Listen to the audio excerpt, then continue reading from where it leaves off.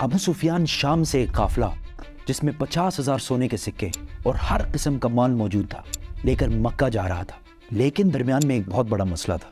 مکہ پہنچنے کے لیے اس کو مدینہ کے پاس سے گزرنا لازمی تھا، اور مدینہ میں مسلمان اس قافلے کو لوٹنے کے لیے تیار بیٹھے ہوئے تھے۔ تو ابو سفیان نے سوچا کہ کیوں نہ ایک منٹ، مسلمان قافلہ لوٹ رہے تھے، مسلمان کیسے قافلہ لوٹ سکتے ہیں، اور وہ بھی رمضان کے مہینے میں؟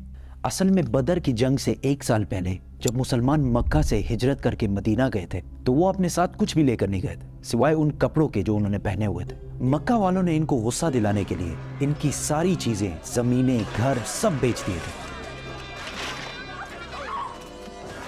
اور یہ وہ قافلہ تھا جس میں بہت سارا سامان وہ تھا جو مکہ کے مسلمانوں سے لوٹا گیا تھا۔ تو مسلمان لوٹ نہیں رہے تھے بلکہ اپنے سے لوٹے ہوئے سامان کا بدلہ لے رہے تھے۔ تو ابو سفیان اس قافلے کا ہیڈ اس ٹینشن میں تھا کہ اگر وہ اس راستے سے گیا تو مسلمان تو اس کو چھوڑیں گے نہیں، تو اس نے اپنا راستہ بدلا اور مکہ ایک خط بھجوایا کہ مکہ والے فل سپیڈ اس قافلے کی مدد کے لیے پہنچے۔ تو وہ بندہ جیسے ہی مکہ پہنچا اس نے کعبہ کے پاس جا کر اپنے اونٹ کے کان اور ناک کاٹ دیے اور اپنے کپڑے پھاڑ کر زور زور سے مدد کے لیے چیخنے لگا۔ یہ اس زمانے میں ان کا ایمرجنسی دکھانے کا ایک رواج تھا۔ مسلمان فوج آلریڈی قافلے کو روکنے کے لیے نکل چکی تھی۔ ابو جہل نے اس قاصد سے پوچھا کتنے آدمی تھے؟ اس قاصد نے کہا آلموسٹ کوئی 313 لوگ ہوں گے۔ ابو جہل نے کہا ہم 1000 لوگ لے کے جائیں گے۔ پھر اس نے پوچھا کتنے گھوڑے ہیں؟ تو اس بندے نے کہا آلموسٹ کوئی 2 گھوڑے ہوں گے۔ ابو جہل نے کہا ہم 100 گھوڑے لے کے جائیں گے۔ پھر اس نے پوچھا مسلمانوں کی فوج میں اونٹ کتنے ہیں؟ اس نے کہا کوئی 70 کیملز ہوں گے۔ We'll bring 170. ابو سفیان کا قافلہ مین روڈ کو چھوڑ کر کسی اور راستے سے نکلا اور مسلمانوں کی فوج سے بچ کر بھاگ گیا۔ تو اب لڑائی کرنے کی کوئی ضرورت نہیں تھی کیونکہ قافلہ تو بچ گیا۔ The caravan is safe. So there is no need to fight. Not fight. لیکن ابو جہل نے کہا کہ اب اگر قافلہ بچ بھی جائے ہم ان مسلمانوں کو نہیں چھوڑیں گے، کیونکہ ان کے ایک ایک بندے کو مارنے کے لیے ہمارے پاس 3 لوگ موجود ہیں۔ We finish them tomorrow. We fight. محمد صلی اللہ علیہ وسلم نے اپنی فوج کو بدر کے پہلے کنویں کے پاس جا کر پڑاؤ ڈالنے کا حکم دیا۔ تو ایک صحابی نے آ کر پوچھا یا رسول اللہ، یہ جگہ آپ نے اللہ کے کہنے پہ چوز کی ہے یا مشورے سے؟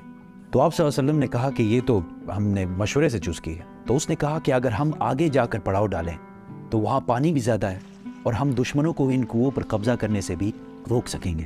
آپ صلی اللہ علیہ وسلم کو اس کا مشورہ بہت پسند آیا اور پوری فوج آدھی رات کو اس جگہ سے اس جگہ پر موو ہوئی۔ دوسرے دن ابو جہل کی فوج جب سامنے آئی تو وہ مسلمانوں سے 3 گنا بڑی تھی۔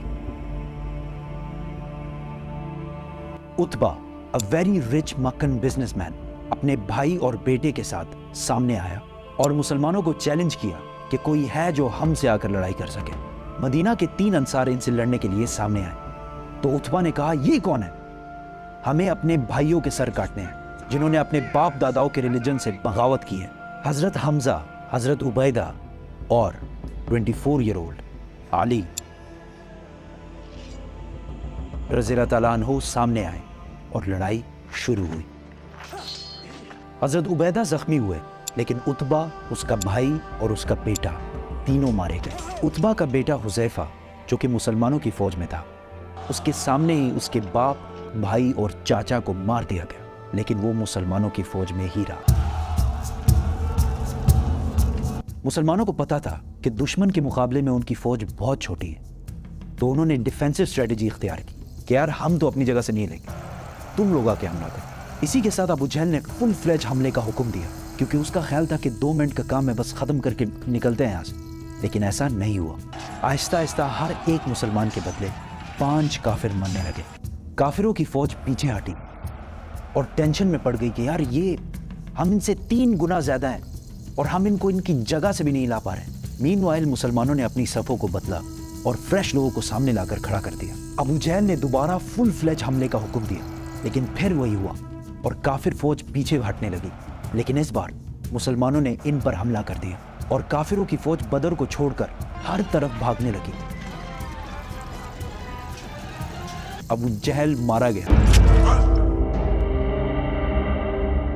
مکہ میں سارے جیت کی خبر کا انتظار کر رہے تھے کیونکہ پچھلے 60 سال میں مکہ کے قریش کو کوئی بڑی شکست نہیں ہوئی تھی اور آلموسٹ 65 سال پہلے انہوں نے ابرہہ کے 60,000 فوج کو بھی ہرایا تھا اور اس کی وجہ سے پورا عرب قریش کو اپنا لیڈر مانتا تھا. لیکن اب مکہ کے قریش صرف 313 لوگوں سے ہار گئے تھے. پہلے جو لوگ جنگ سے بھاگ کر مکہ پہنچے تو ان پر کسی نے یقین ہی نہیں کیا کہ ایسا ہو ہی نہیں سکتا کہ ہم جنگ ہار گئے ہوں. لیکن آہستہ آہستہ انہیں سمجھ آنے لگی کہ وہ یہ جنگ اور پورے عرب میں اپنی عزت ہار چکے ہیں. ایک مشہور ویسٹرن ہسٹورین لکھتے ہیں کہ جنگ بدر سے پہلے عرب محمد کو ایک کمزور آدمی سمجھتے تھے جس کو اپنے ہی لوگوں نے نکال دیا تھا اور وہ دوسروں سے مدد مانگتا پھرتا تھا. لیکن جنگ بدر کے بعد محمد ایک بادشاہ اور ملٹری جینیس کے طور پر پورے عرب میں مشہور ہو گیا کیونکہ انہوں نے اپنے سے 3 گنا بڑی فوج کو ہرا کر دکھایا تھا. جیت کی خبر لے کر جب مسلمان مدینہ پہنچے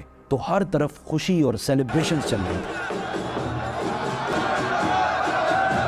لیکن جیسے ہی رسول اللہ صلی اللہ علیہ وسلم اپنے گھر میں داخل ہوئے تو ان کو پتہ چلا کہ ان کی بہت ہی پیاری بیٹی رقیہ جس سے وہ بہت پیار کرتے ہیں کچھ ہی دن پہلے فوت ہو چکی ہے.